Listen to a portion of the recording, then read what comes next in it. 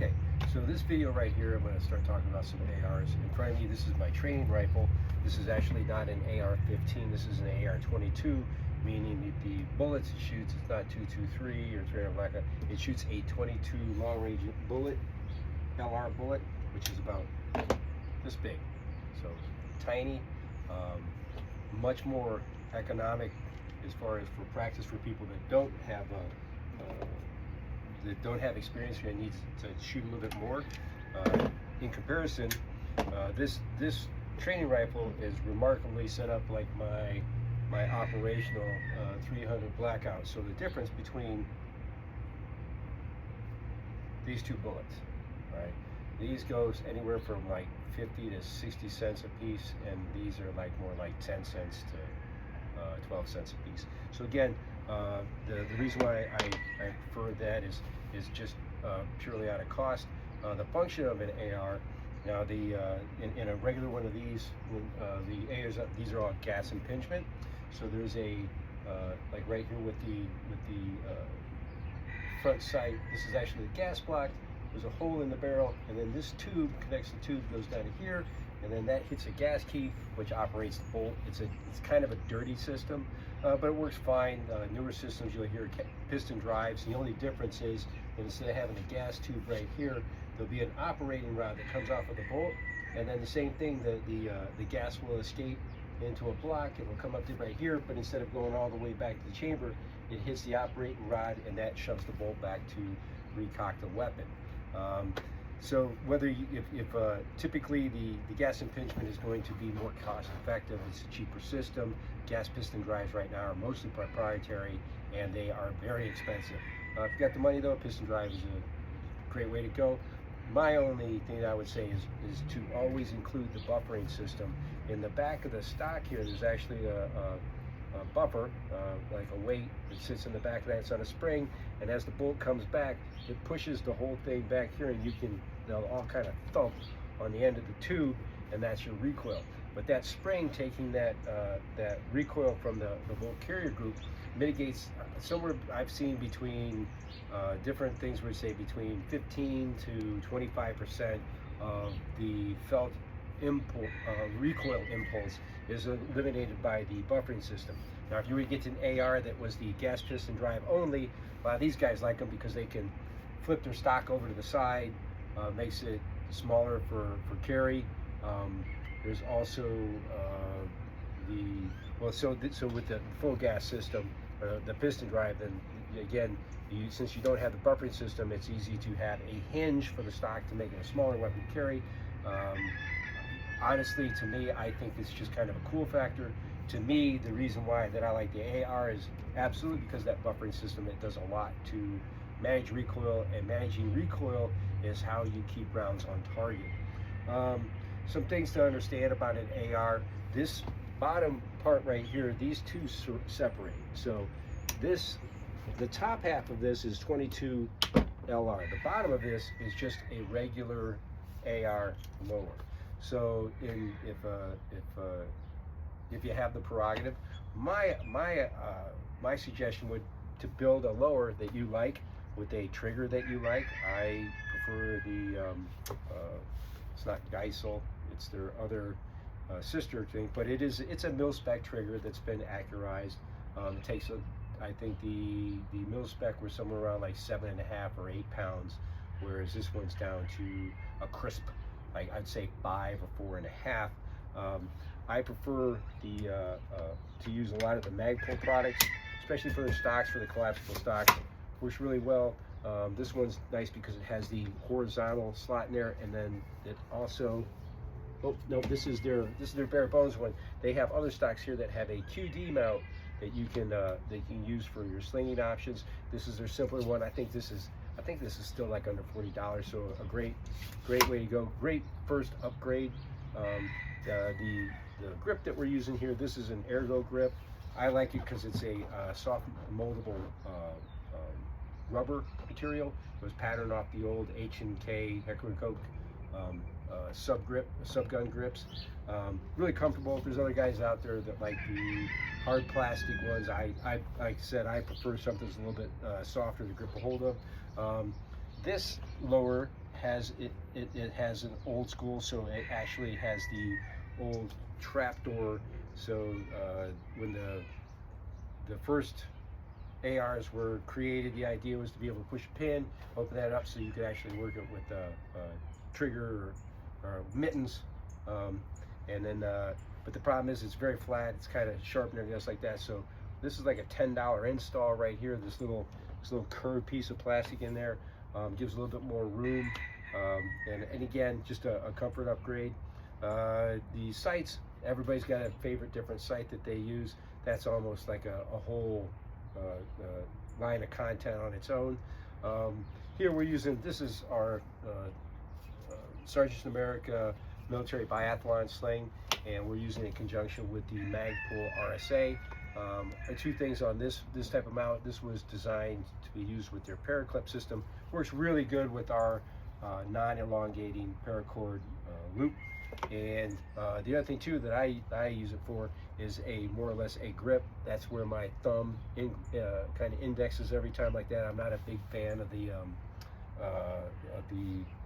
vertical foregrips. Spent enough time with a gun laying in my lap and in a vehicle to not appreciate that. You want comfort in there, and I feel that the fully extended arm and stabilization gives me a much more durable platform than a collapsed, say a collapsed system. And again, if you looked at the beginnings of that first vertical grip used with like the MP5K, the idea was to go ahead and push all the way with the body with the locked holding arm, and then your dominant hand matched up in here. So again, if you're going to use a forward grip, I would recommend putting it out as far as you can. I think that gives you a pretty solid hold. Again, how people shoot, everybody's got their own different ways. My thing is when it comes down to any of the guns right now, one of your purchases should be some type of sound suppression. The other, out of the sound suppression, say like for a high velocity rifle, you will get rid of the boom. You will not get rid of the sonic crack. So there is a misnomer in Hollywood movies that somehow suppressed systems are whisper quiet and you can shoot next to somebody, they won't hurt. That's absolutely inaccurate. It'd be like trying to run a nail gun next to somebody. They're going to hear it. And again, since this is a 22 system, I've used this is a 9mm can from Silencer Co. It's the Omega K series, and so it's 9mm. So again, this because it's 9mm, I can also use this can on 300 subsonic. So again, I've got an AR pistol over there that it switches out onto. But when you go to buy your suppressors, I would suggest that you say like with the 223s up here. This is actually a 30 caliber can that I have on this carbine because it works with the 223, but this could also go on 308. This is an even more robust system. This is the hybrid 46, and that you could mount it onto anything up to including a 338 Lapua Magnum. So the only problem is the more capacity they are able to dissipate or disrupt, or whatever you want to say how a suppressor works, is the more they dissipate, the heavier they get and the longer they get.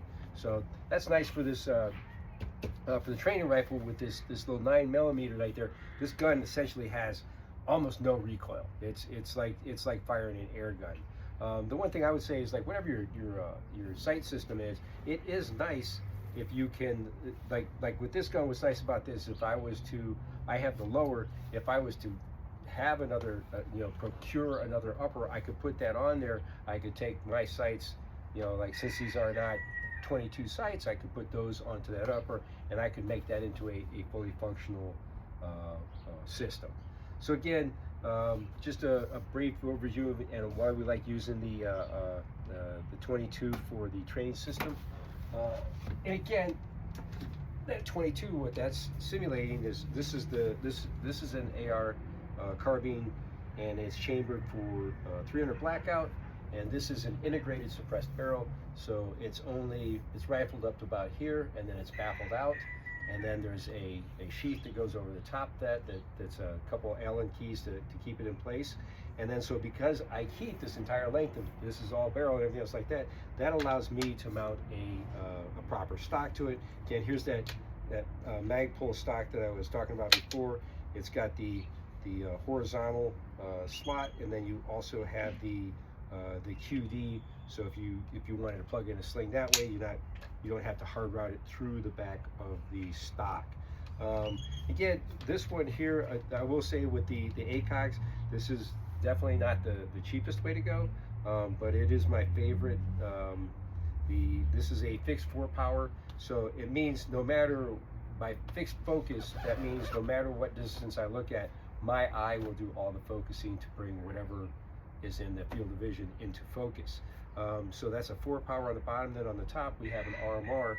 Again, this one right here, this is a different one. This is a battery operated. This is actually tritium. So this right here, I believe, was an old JP Enterprises J-Fire, I think, or something else like that.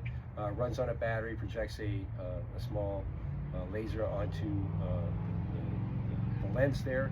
And then, so this one, when you're not using it, you need to keep it covered up, because there's a sensor in that adjusts how much of that battery uses the light. So if I was to leave this out in bright sunlight for a couple of days, that battery would just wear out.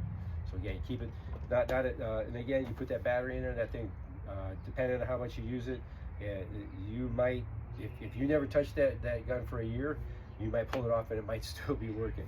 This one's tritium, so it's got a light collection band. This is all fiber optic, so in sunlight, this actually makes the image of the dot quite visible, and then it has a tritium source in there, so that it glows even at night. It uses a tritium source instead of a battery to project the image. Some of the other things too, again, brass bag. Anybody that's fired an AR understands that the ejection of brass goes quite a ways out there. It cleans up, it helps out when it's range time for your cleanup, and also keeps brass off other shooters. Here we have that RSA, and again, I like this because my thumb wraps right on here, and then that hand goes on there. That is my grip. Some guys will like to put like the vertical pistol grip so they can get more of a grab like that, or a finger stop. Again, I like keeping it clean, keeping it slick. So again, 300 blackout. The benefit with this one is that I can run both subsonic and high velocity. So in the way I have it set up is my subsonic, that's a 220 grain bullet. It's traveling around 950 feet per second. So it basically has about the same amount of terminal impact energy, you say, is like 45 ACP, and it's subsonic. So with the suppression, it is quite quiet. Also for inside, like a confined space shooting, house combat, CQB, whatever you want to call it, and deals like that. If you have high velocity, if you have like a couple high velocity rifles going off inside a small place like that, you just get it boxes your ears. There's a lot of overpressure that occurs. There's also a lot of gas that's expended, and so a couple blasts from high velocity rifles will smoke up a joint pretty good. So again, this, by using the subsonic load, less powder, less gases, less pressure, and then, but because it has I also have the ability to go high velocity, and then I like the difference between these because my high velocity rooms actually have a red polymer tip, so I can look down there and they're like, that's my subsonic, and that's my high velocity. Now all my 300 blackouts, they can run high velocity or they can run the subsonic. The only thing that would be different would be the suppressors. Whereas like this 9mm suppressor, I also use this on my AR pistol for suppression of the subsonic. But if I wanted to suppress the high velocity, that's when I have to opt for a 30 caliber can. And again, this system right here, that's what's kind of nice about this. Again, it's a carbine length 16-inch barrel, so I'm not stuck with a brace or just a pistol tube. I can have a proper stock on there, but again, it will run the high velocity or the subsonic. Okay, now the thing with the 300 is good. I find it very effective. I find it very effective out to 100, holding just over an inch with the this was the Horn 80 135 grain I guess it was one of their custom loads or anything else like that. Pretty not too pricey. Ideally, if I wanted to tighten this up, which I'm not going to, again, I have more accurate systems I can shoot tighter with just by changing the system. But the one of the things you can do with factory ammos and learn a little bit about reloading and tighten up your group is to get an immersion puller, pull off some bullets, and then relay them all to like within a tenth of spec, and you can tighten up your ammo.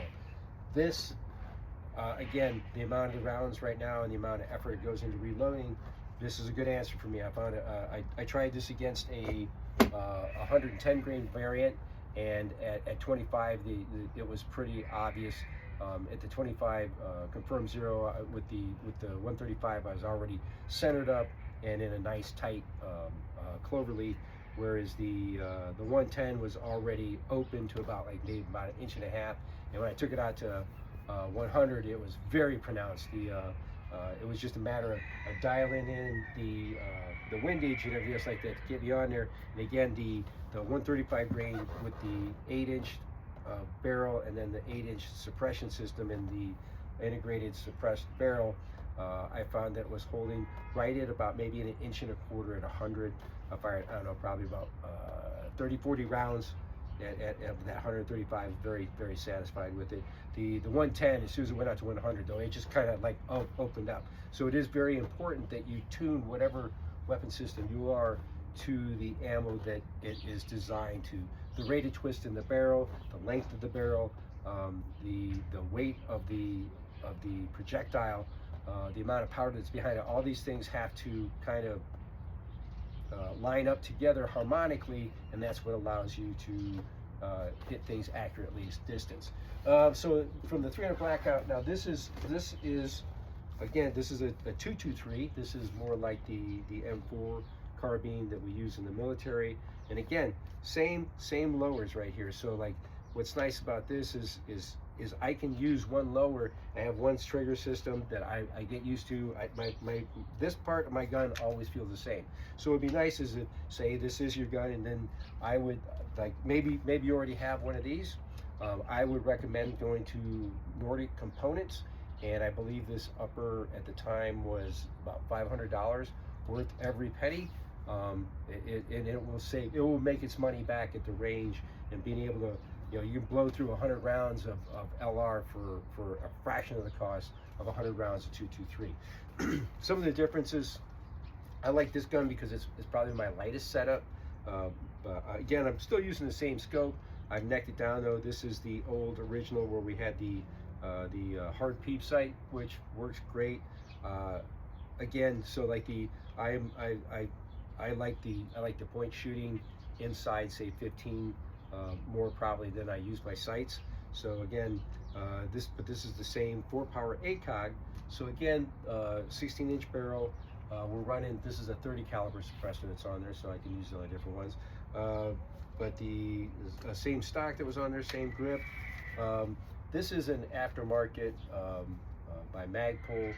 The carbines used to come out with the big clamshell round grips. What's nice about this though is that grip would have ended right here. This actually gives a little bit, you get that hand out further. It's a bit more comfortable. Instead of being in here tightened out, it's allowed to get that support arm boned out. And again, this is a variant on the same thing. This is the RSA by Magpul that they use on their flat top rails. And then this is the M-Lock equivalent that will go on to this stock. I like these stock too because I don't run a lot of accessories. I'm not a big fan of flashlights on guns outside, basically because they just seem to attract fire. I would suggest never, in a hostile situation, never ever using a white light at night against an enemy force. They will just shoot the light and you'll never see them. But we do keep it up here in case we needed to mount some type of maybe laser emitter or anything else like that. But very easy with these M-Lock slots to add accessories. So that's sort of like the field car light general purpose. This would be the accurized version right here. Here we're running a lot more suppressor. This will also work with the 30 caliber.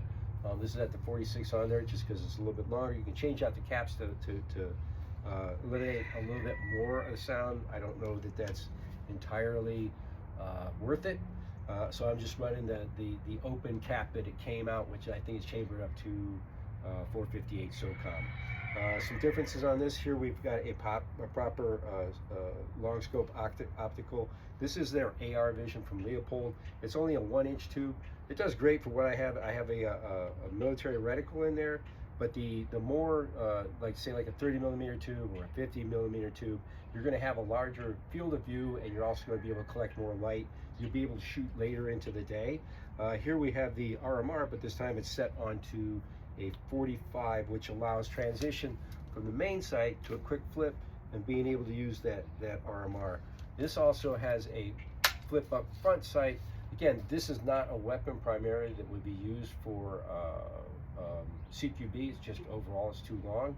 However, moving, patrolling up or anything else like that, having this thing right here, this is that front sight post, even without the rear sight post, is a great adjunct when it comes to point shooting.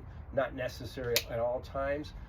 Sometimes if it's like a type of more like a jungle type rural situation with lots of vines, you might want to scrap all this stuff on there just because you don't need it getting caught up on everything comes out there. Again, so like these bipods, absolutely awesome for inside an urban environment where you have lots of flat spaces and you know, windows, whatever you're using these in a man-made situation gives you a lot of support.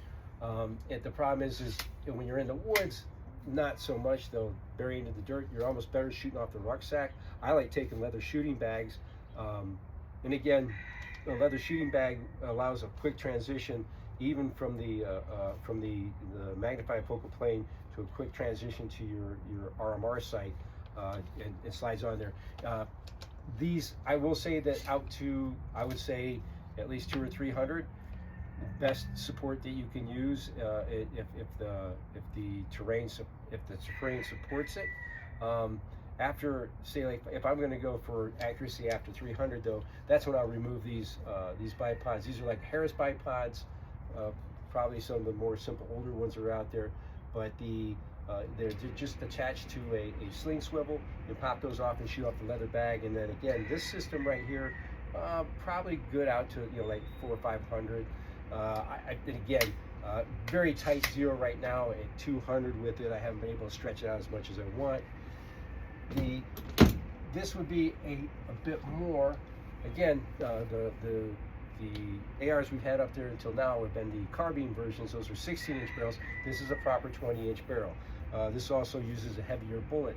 Though the 20-inch barrel was designed to work with a 55 grain soft core jacketed Spitzer bolt tail, and with this barrel in here, the 55 grain routinely in rifle qualification, the Marine Corps, you're expected to hit a silhouette at 500 from the prone, which is, that was to some of us, that was our gravy line. That was our 10 for 10.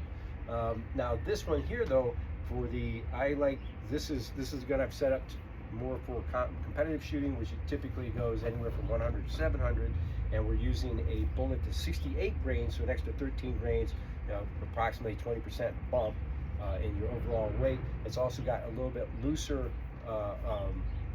rifle twist than in the carbines, and then so that 68 grain, it's got more mass, it travels out farther, more steadily. Now the problem is like with this one, I've shot like sub 1.5-inch groups at about an 1.5-inch group at 200 yards with this thing. So I took that ammo, plugged it into the DM car here, and the group I got at 100 was like about the size of my hand. So it really makes a lot of difference on the bullet weight, rate of twist, the length of the barrel, and the amount of propellant behind the bullet. If those things don't align, you're not going to get accuracy. This one also has a fixed stock in here. Again, primarily this is used for more of a bench gun, a competition gun, where it's going to be more supported shooting. I prefer this. This is the Luth AR, skeletonized stock, I believe. Weighs almost nothing. Very, very, very inexpensive compared to, say, like the Magpul has another version. They have one that has a lifted cheek swell and a palm swell. It's got a lot of stuff on there, but it weighs something like 2.5 pounds and costs like $300. So a tenth of the price, and most of the function in there. So again, there's nothing wrong. Again, I rock them. I've got the carbines on, say, my more operational type rifles, but then I prefer the solid stocks for the competition rifles. Here again, we're rocking that 45 RMR, and then this as a proper, this is a proper 30-inch tube on here. It's a little more light collection. And again, it's built for performance. And then you can see that the muzzle device on this is a Benny Cooley Comp, the barrels by JP Enterprises, and these barrels are phenomenal. They're quite expensive, and they're worth every damn penny. All right, and then last one right here. This would be this is an AR, but it's a 308. So again, a 7.62 by 51. It's a 308 rifle, 308 Remington. This is kind of my, it's set up for competition, but this is sort of what I imagine as a squad automatic rifle. It's set up to go ahead and mount one of the 45 RMRs on there. It just doesn't get as much work. However, this is a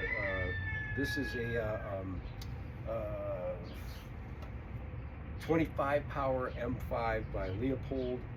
So what's nice in here, it's also got I believe there's a Horus reticle in here. So this scope is made for shooting distance, 1,000 meters and beyond. 308, maybe not your best round for that, but it's still an economic round. It's a good training round. It's a good competition round. And then your barrel life too. So there's a lot of people that say that if they want to shoot distance, that they won't use anything under 300 black or 300 Win Mag, which is fine. There's a lot more recoil. There's not the AR platforms that run 300 blackout are extremely expensive. But for 308 for competition, great round out to 700-800 national matches. We're shot out to 1,000 for years and years and years. So again. Kind of more what you're into or what you want to use the gun for. And so we have all these. So we have the different carbines. Here's the 308, and then to understand the difference between this and an AR pistol. This is an AR pistol, and the difference right here is because it's in the pistol version, because of the shortness of the barrel. This is a 300 blackout with a 7.5-inch barrel. We have the same. So all these interfaces are the same. So if I wanted to suppress this, I take off the blast shield, and then I can mount the 30 caliber on there, and then I could shoot subsonic, high velocity, however I want to. When you're not rocking the suppressor, if you're going to shoot without the suppressor, I recommend having some type of a blast device on here. So what this does is this actually, instead of that spitting in size like this, the blast shield actually throws it forward. It's kind of yours and to the other patrons that might be shooting next to you. Here we've got just a simple RMR mounted in here. I don't believe in if I got an RMR mounted, I don't waste time on a hide iron and rear sight. Again, this gun is made for very close quarter shooting. Typically, I'm going to shoot this gun more as a point shoot than anything else like that. Again, at 15 yards, I really don't need my sights. It's just kind of slowing me down. However, for that more precise shot, it's easy to get that bead on there and be able to use it accordingly. The buffer tube right here. This is you can have a standard inch buffer tube, which would actually cup up to right about here. I like this 1.5 inches.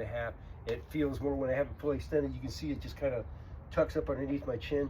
And again, with this one here, I've got the finger stop we were talking about before. I got my RSA, same as RSA. Thumb goes here, fingers wrap around to here like that, and then I can push this arm all the way out. The gun's kind of hovering to right here, and pull against my sling, pulling it out, and I have a very stable firing platform, especially if it's suppressed.